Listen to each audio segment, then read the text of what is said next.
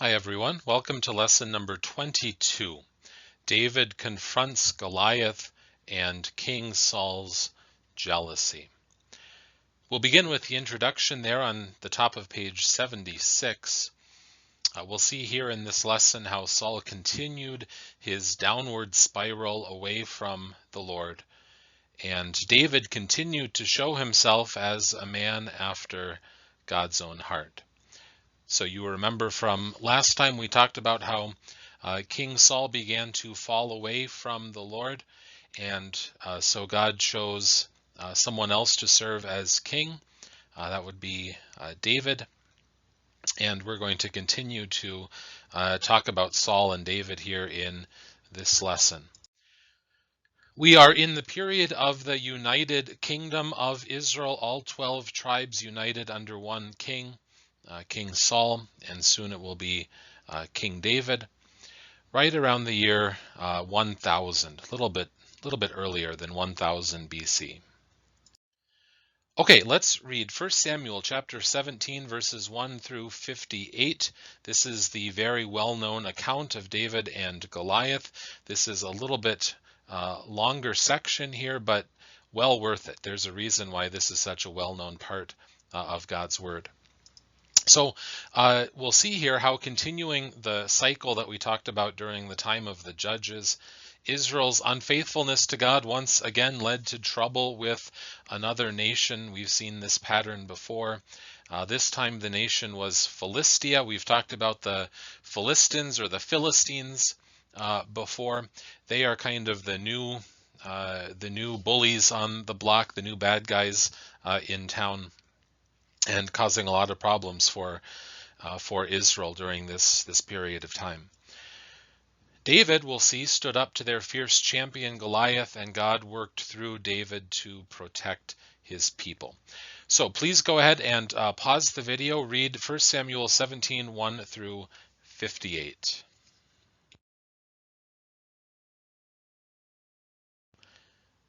Let's go to the questions. Number 1. What challenge faced Israel's army as they battled the Philistine army? Review verses 4 through 7.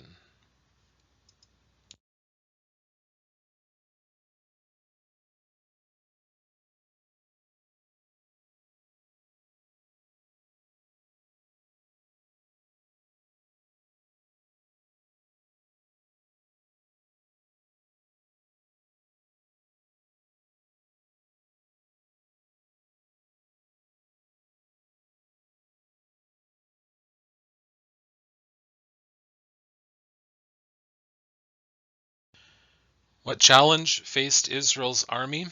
Well, the challenge was named Goliath. Goliath faced Israel's army. Goliath was huge and powerful. You can check out his size, the weight of his weapons, and his armor there in this chapter. Just a terrifying opponent. Number 2, what offer did Goliath make to the army of Israel?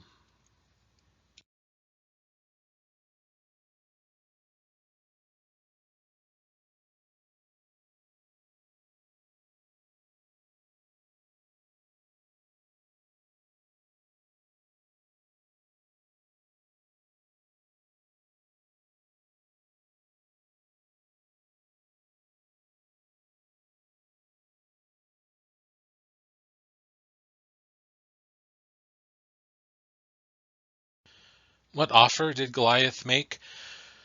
He said that the war could be decided by a one-on-one fight between himself and one Israelite soldier.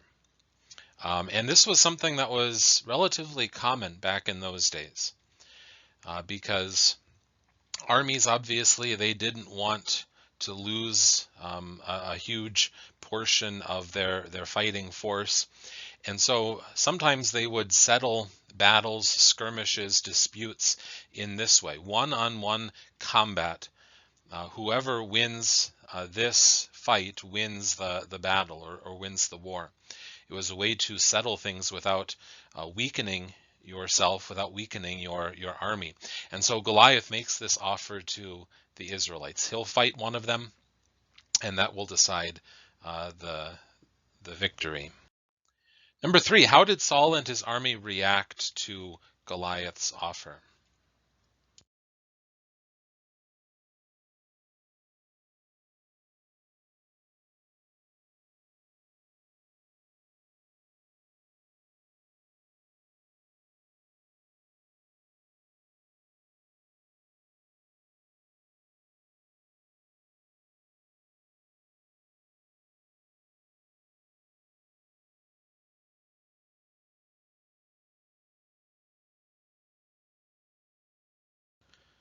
How did Saul and the army react? They were absolutely terrified of Goliath. Not a single one of them dared to step out onto the battlefield and face Goliath. And there's some irony here, because we saw in the last lesson that one of the outstanding features of King Saul was his height, right? He was big and tall and powerful. People looked at him and said, yes, this is a warrior, this is a king, but there's always someone taller, there's always someone stronger. And compared to Goliath, Saul looks puny, and he knows it, and he doesn't dare to go and fight against Goliath. He has met, well, more than his match here. And number 4, how long did this go on?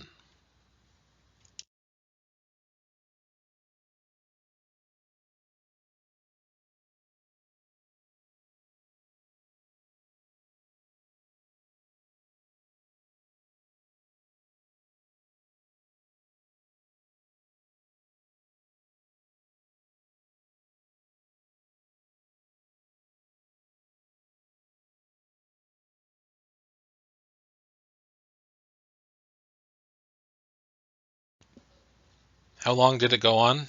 40 long days. And this must have been absolutely humiliating for the Israelites. Every day Goliath gets up, challenges them to step up and fight, says all sorts of terrible things about Israel, about their God, um, absolutely humiliates them, and yet they're too scared to do anything about it. They just sit there and take it, just sit there and listen to everything that Goliath has to say. Number 5, why was David sent to the army's camp? Note verses 13, 17, and 18.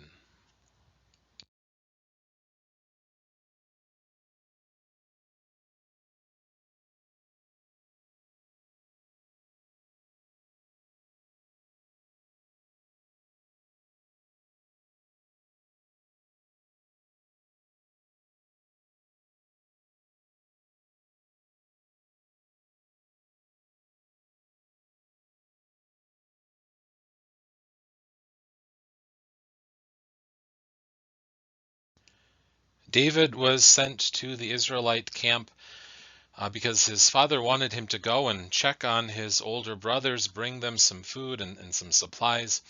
So he was not going to fight. He was not going to stay there. He was going simply check on his brothers, bring them some supplies, and then hurry on back home.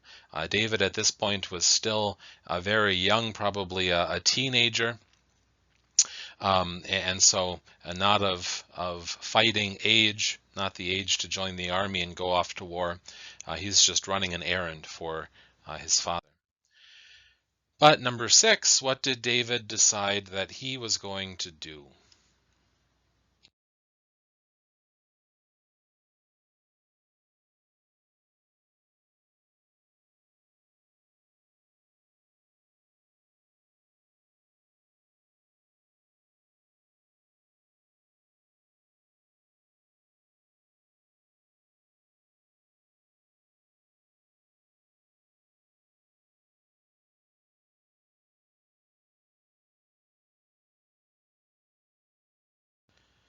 David decided that he was going to be the one to go and fight Goliath. He gets to camp and he sees Goliath, hears everything that Goliath is saying, and he is shocked. He can't believe that no one has gone out to fight Goliath. He can't believe that the Israelite soldiers are just sitting there in fear while this enemy is making fun of them, making fun of the one true God.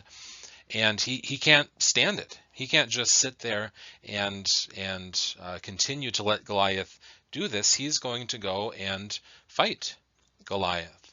And here we see an example of David being someone who was after God's own heart, someone who had this zeal for God's honor and God's glory, someone who trusted God.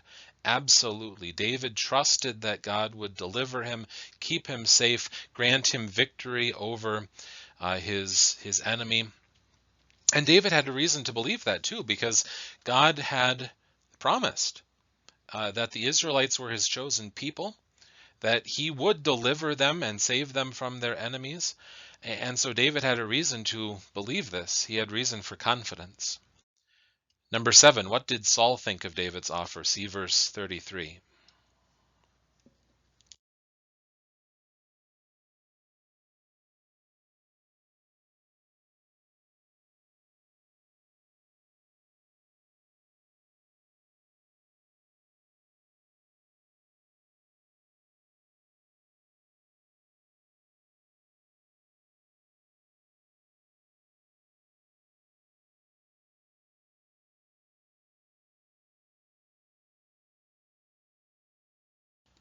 What did Saul think? Well, to put it simply, he didn't think that David could do it. Here on one side is a giant, powerful, experienced warrior covered with armor, weapons in his hands. And then on the other side, here's David, this teenage shepherd boy. And Saul, looking at it from a human perspective, from a worldly perspective, says this just isn't possible. There's no way that David can go out there and defeat Goliath. But 8, David was confident that he could defeat Goliath. Where did his confidence come from? We talked about this a little bit already, but take a look at verse 37.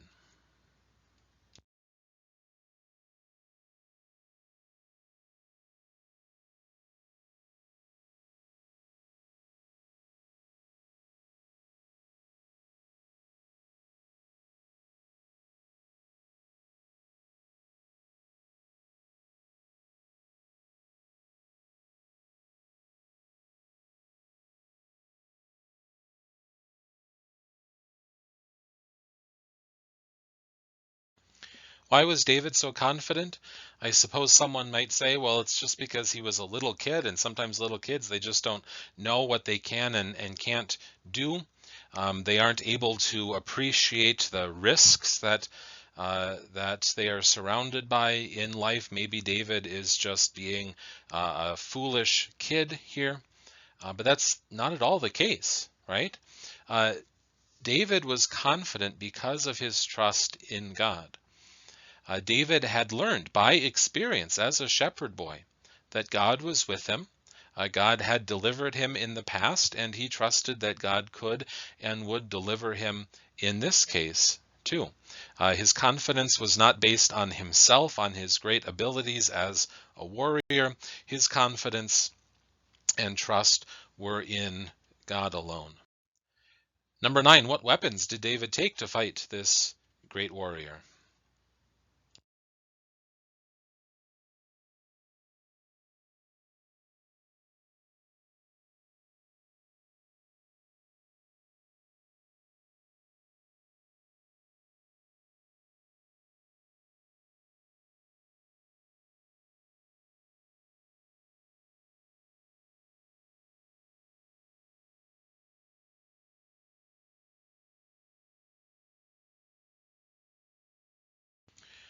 What weapons does David take? He takes his shepherd's staff, he takes his sling, 5 smooth stones that he picks up.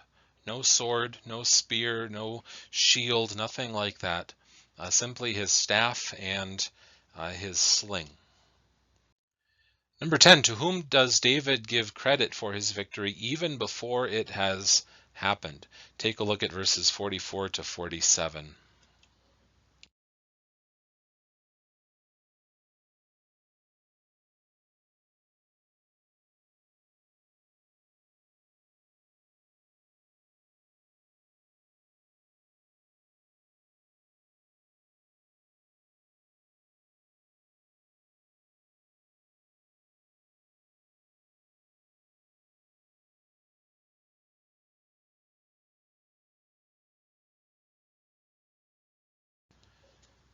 To whom does David give credit? He gives all credit to God. Even before the battle begins, he makes it clear that the one fighting on his side was the Lord of armies, the God of Israel, God Almighty himself. He doesn't take any credit for himself before the battle or after the battle. He gives all glory and credit to God. And just one of the great speeches that we find in the Bible, I think, in verses 45 through 47, there as David stands up to Goliath, stands in defiance against him, and makes it clear that Goliath is about to lose because the one true God is fighting on David's side. Number 11, how did God deliver Goliath over to David? Talk about the details of how this happens.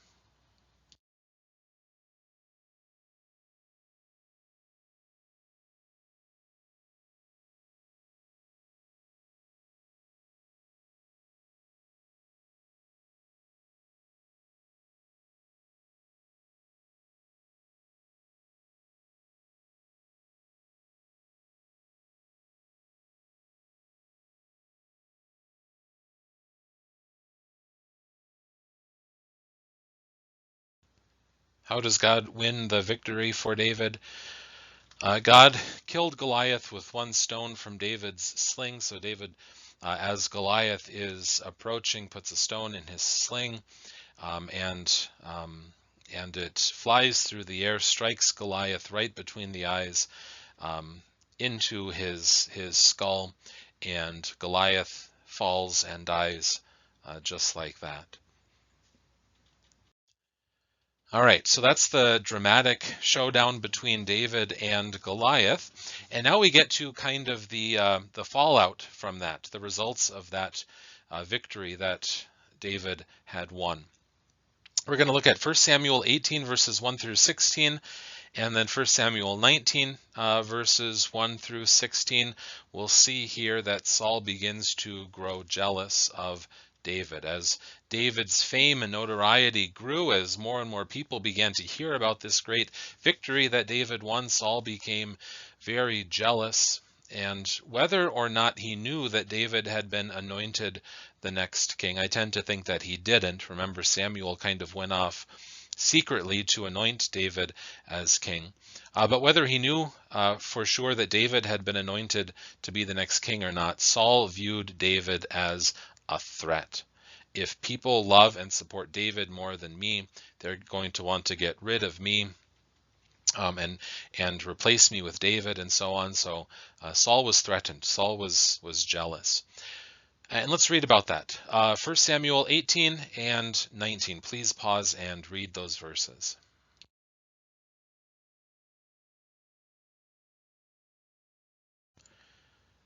All right, the questions then. Number 12. Though David won a great victory for Saul's army and helped Saul greatly, why did Saul feel jealous of David? See chapter 18, verses 6 through 8.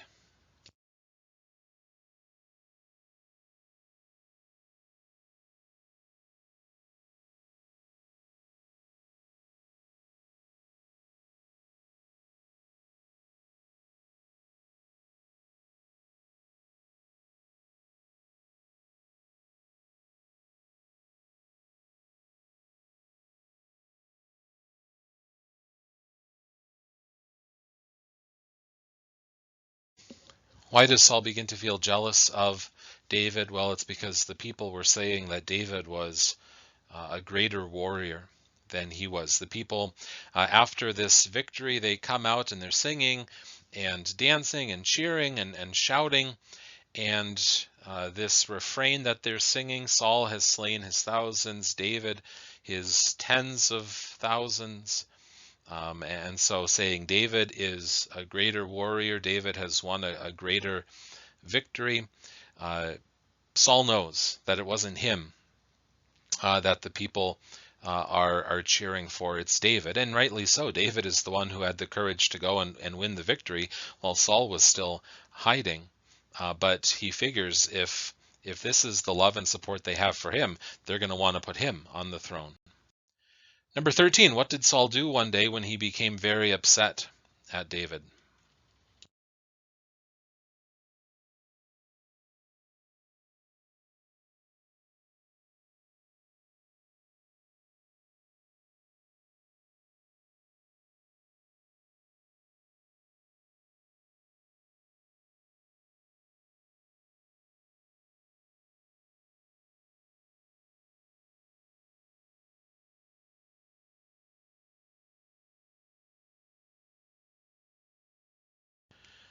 What did Saul try to do?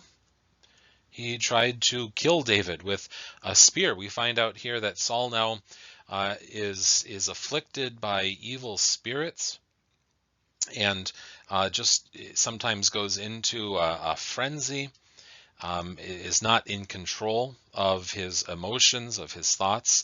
And David actually comes in. David knows how to play the lyre, and David is playing music for Saul to try to calm him down, soothe his nerves, so to speak, try to give him some relief from these evil spirits. And uh, Saul sees him there and picks up a spear and is going to pin him to the wall, just drive the spear right through him, but David is able to escape. Number 14, how does Jonathan, Saul's son, David's dear friend, help David during this time? Review 19, 1 through 6.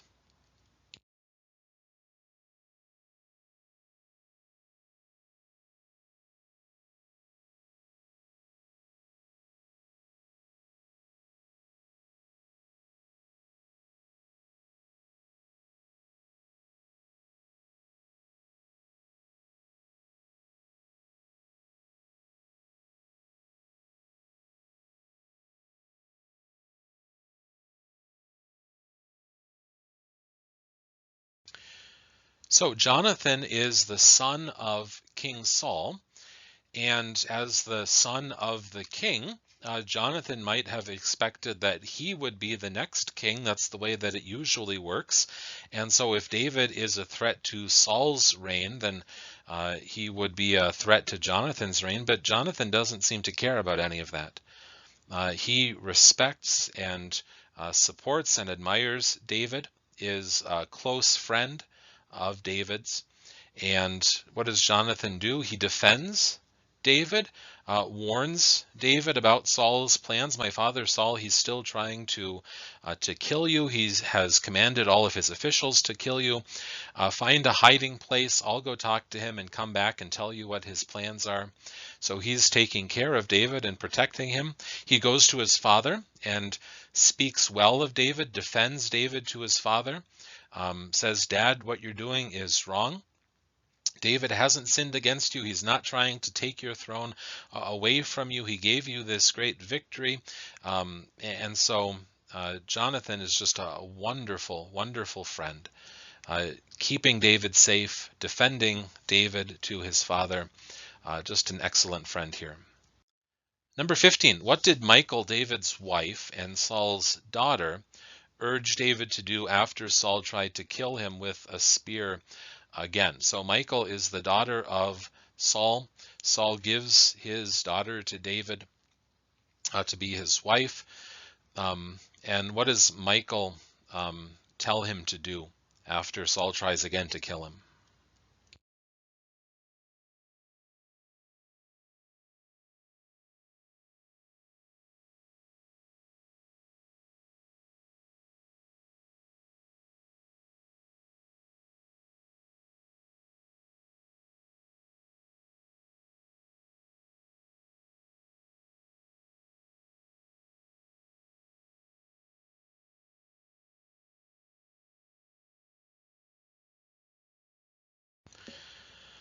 All right, so the situation here, Jonathan has defended David to his father, and Saul is kind of back in his right mind, at least for a little bit again, and he says, "You're right, David can come back. I won't try to kill him anymore." And so David comes back, but when David is back once again, Saul is affected by these evil spirits and out of his mind again with rage and jealousy and hatred towards David, tries to kill him again with a spear. David is able to escape again, goes into hiding, and his wife tells him to run away. Run for your life, save your life. Saul, this time, he means it, and he is going to find you and kill you if you don't get out of here. Number 16, how did Michael help David escape and give him time to get away? Kind of an interesting scene. Almost seems like it's straight from the movies, but take a look at chapter 19, verses 12 through 14.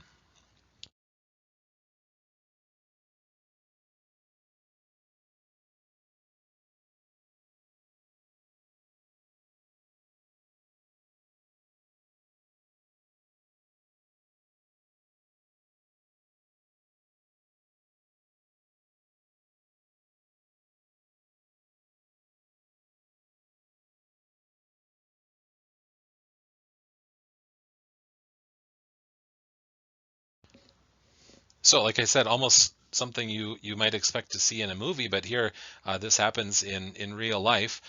Michael helps David to sneak out a window, and then she takes a household idol, and that maybe is a concern about the fact that Michael has an idol here. But she takes this idol, puts it in the bed, puts some goat hair on the head of the idol, covers it with clothes, and so on, makes it look like David is in bed. She says, "Oh, he's sick. He can't come out right now."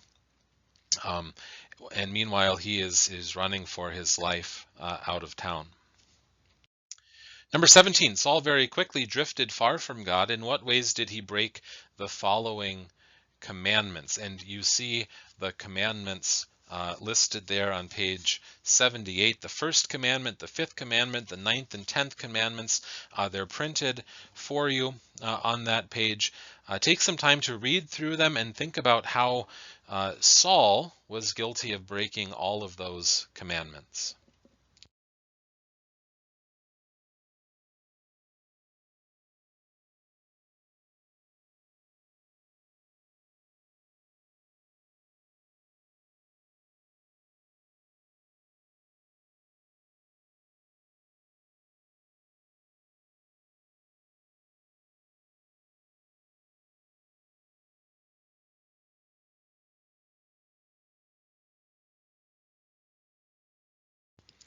So, how did Saul break those commandments? Well, the first commandment tells us to fear, love, and trust in God above all things. Well, we see very clearly that Saul did not trust God above all things. He put himself first. He trusted in himself. And I suppose that works for a little while if you are tall and strong. But like we said before, eventually you come across someone who's even taller and stronger. And if your trust is in yourself, that's a recipe for disaster. Saul didn't trust God to give him the victory over Goliath and the Philistines. He trusted in his own fading strength. He sinned against the first commandment. The fifth commandment, you shall not murder. Well, Saul tried repeatedly to murder David. And not just to murder him, but even to hurt or harm. The explanation of the fifth commandment says there, we should not even hurt or harm our neighbor. And the Bible even goes a step further and says hatred, even hatred, hating someone, is a sin against the fifth commandment. And certainly Saul hated David. So he hated David. He wanted to hurt and harm David, even wanted to put him to death, to kill him, to murder him. Saul sinned against the fifth commandment. And then the ninth and 10th commandments are about coveting. You shall not covet your neighbor's house, covet your neighbor's wife, workers, animals, anything that belongs to your neighbor. So to covet means to have an improper, sinful desire for something that belongs to someone else. And Saul coveted David's success, his popularity. He wanted what David had, and he was willing to do pretty much anything to get what David had. We'll talk a lot more about these commandments next year when we study the Catechism in more depth. But Saul here, he broke all of these commandments. Okay, the key questions then. A, God had rejected Saul as king. How was he preparing David to be the future king? God was teaching David by experience to trust in him at all times. God was showing David what it looks like. Well, the example of Saul taught him what it looks like to be an evil, wicked king, but also then teaching David what it means to be a good king. Putting your full trust and confidence in the one true God, not trusting in your own strength, your own abilities, but simply entrusting yourself, your life to God. That's something David had learned as a shepherd boy when he faced dangers as a shepherd, something that David learned going up against Goliath, something that David learned while he was on the run from Saul. Our lives are in God's hands. We can trust him to keep us safe. B, how was David able to kill the giant champion Goliath with just a single smooth stone? It was God that gave him the victory. This was not a victory that David won with his own abilities as a warrior. This was God making sure that stone hit exactly where Goliath was exposed, exactly where it would do the most damage. God guided that stone and gave David the victory. And then C, despite Saul's continued attempts to kill David, what did God do for David? God protected him. God delivered him from danger. God kept him safe, even though Saul was after him, wanted to take his life. God provided people in David's life who helped him. Jonathan, his friend, Michal, his wife, they also were gifts from God to keep David safe. Homework then. Memory work. Please work on memorizing the 9th and 10th commandments. They're both about coveting. They are somewhat similar in the way that they are worded, and so it takes a little bit of effort to memorize those and to keep them straight, so please take some time to work on that. Review the key questions for this lesson, lesson 22, and please read pages 103 to 108 in the Catechism. As always, please feel free to reach out to me with any questions that you might have. But that will do it for this lesson. Have a great day and God's blessings to all of you.